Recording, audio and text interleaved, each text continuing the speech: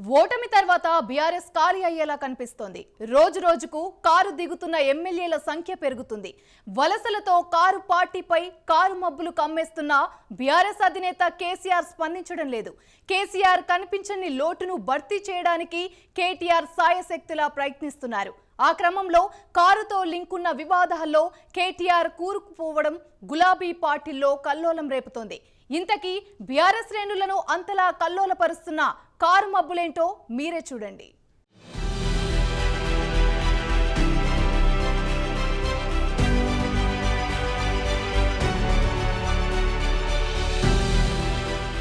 వరుసగా 2 సార్లు ఎన్నికల్లో గెలిచి తెలంగాణను పాలించిన గులాబీ పార్టీకి 2023 ఎన్నికలు అచ్చిరాలేదు. పేరు మార్చుకుని బీఆర్ఎస్గా పోటీ చేసిన గులాబీ సైన్యానికి కారు గుర్తు కలిసి రాకుండా పోయింది.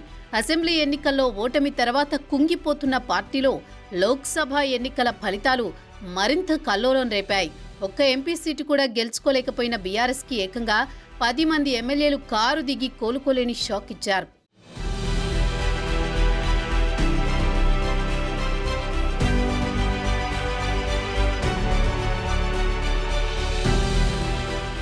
వరుస షాక్లతో మాజీ ముఖ్యమంత్రి కేసీఆర్ ఫామ్ హౌస్కే పరిమితమయ్యారు. దాంతో పార్టీ వర్కింగ్ ప్రెసిడెంట్ కేటీఆర్ అన్నీ తానై వ్యవహరించాల్సి వస్తుంది. ఆ క్రమంలో కేటీఆర్కు కారు గండం పట్టుకున్నట్టు కనిపిస్తోంది.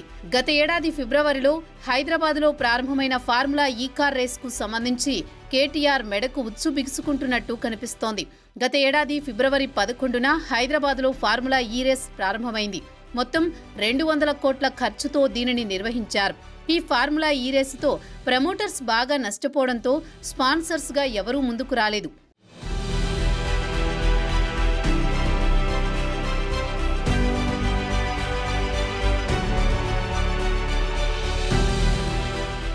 అయితే అప్పటి మున్సిపల్ శాఖ మంత్రిగా ఉన్న కేటీఆర్ 4 రేసింగ్ సెషన్లను హైదరాబాద్లోనే జరపాలని డీల్ కుదుర్చుకున్నారు. అయితే అప్పటికే ఎన్నికల కోడ్ రావడం, స్పాన్సర్స్గా ఎవరూ ముందుకు రాకపోవడంతో నోడల్ ఏజెన్సీనే స్పాన్సర్గా కేటీఆర్ ప్రకటించారు. అందులో భాగంగానే సీఎస్ ఆర్థిక శాఖ అనుమతి లేకుండా అక్టోబర్ 5న 23 కోట్లు చెల్లించారు. ఆ తర్వాత ఎన్నికల స్కెడ్యూల్ వచ్చిన తర్వాత ఇంకో 23 కోట్లు ఇచ్చారు. దానికి 9 కోట్ల ట్యాక్స్తో మొత్తం ఫోన్ కాల్లోనే 55 కోట్ల సొమ్మును ఎఫ్ఈఓకి చెల్లించారు. తర్వాత అధికారంలోకి వచ్చిన కాంగ్రెస్ కారు రేసుల ఒప్పందాన్ని రద్దు చేసుకుంది.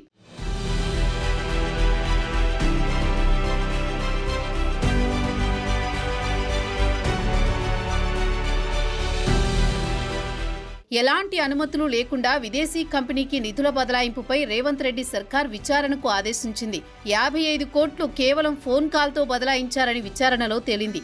కాంగ్రెస్ ప్రభుత్వం దానిపై చర్యలు తీసుకుంటుందని, బీఆర్ఎస్ ప్రభుత్వ హయాంలో చెల్లింపుల్లో అవకతవకలు జరిగాయని ఆరోపణలు వెల్లువెత్తుతున్న నేపథ్యంలో అవినీతి ఆరోపణలను కొట్టిపారేసిన కేటీఆర్ తాను జైలుకు వెళ్లేందుకు సిద్ధమని మేకపోతు గాంభీర్యం ప్రదర్శిస్తున్నారు.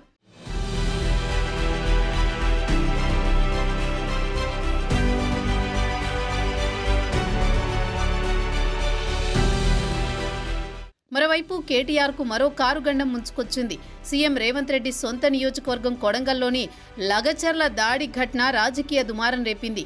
కలెక్టర్ కారుపై దాడి ఘటనలో పట్నం నరేందర్ రెడ్డి, ఆయన ప్రధాన అనుచరుడు సురేష్ను అసలు నిందితులుగా ఉండగా దీని వెనుక అసలు సూత్రధారులు బీఆర్ఎస్ పెద్దలే అన్న నిజాలు బయటకొస్తున్నాయి. అందులో భాగంగానే బీఆర్ఎస్ మాజీ ఎమ్మెల్యే పట్నం నరేందర్ రెడ్డిని పోలీసులు అరెస్టు చేశారు.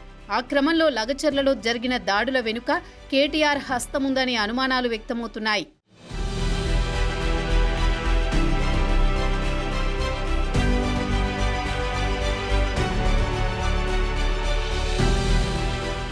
కలెక్టర్పై దాడి ఘటనలో ప్రధాన నిందితుడిగా ఉన్న సురేష్ మాజీ ఎమ్మెల్యే పట్నం నరేందర్ రెడ్డితో 42 సార్లు ఫోన్లో మాట్లాడారు.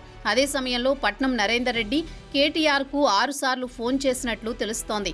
నరేందర్ రెడ్డి రిమాండ్ రిపోర్ట్లో కేటీఆర్ పేరు ప్రస్తావనకు వచ్చింది. ఆయన ఆదేశాల మేరకే కుట్రకు ప్లాన్ చేసినట్లు పట్నం నరేందర్ రెడ్డి అంగీకరించారని రిమాండ్ రిపోర్ట్లో పోలీసులు తెలిపారు. ఈ కేసులో పట్నం నరేందర్ రెడ్డి వాంగ్మూలం మేరకు కేటీఆర్తో పాటు ఇతర కీలక నేతల అరెస్టు ఉంటాయని ప్రచారం సాగుతోంది. ఆ క్రమంలో ఇప్పుడు కారు పార్టీలో పెద్ద కల్లోలమే రేగుతోంది. కల్వకుంట్ల తారక రామారావు గారు అధికారం కోల్పోయినటువంటి బాధ సహనంలో ఎక్కడికక్కడ వారి కార్యకర్తలను రెచ్చగొడుతూ ప్రభుత్వం చేపడుతున్నటువంటి అభివృద్ధి కార్యక్రమాల్ని అడ్డుకోవడమే లక్ష్యంగా ముందుకు పోతా ఉన్నారు. మన హైదరాబాద్ విషయంలో చూసాం, మూసీ విషయంలో చూసాం.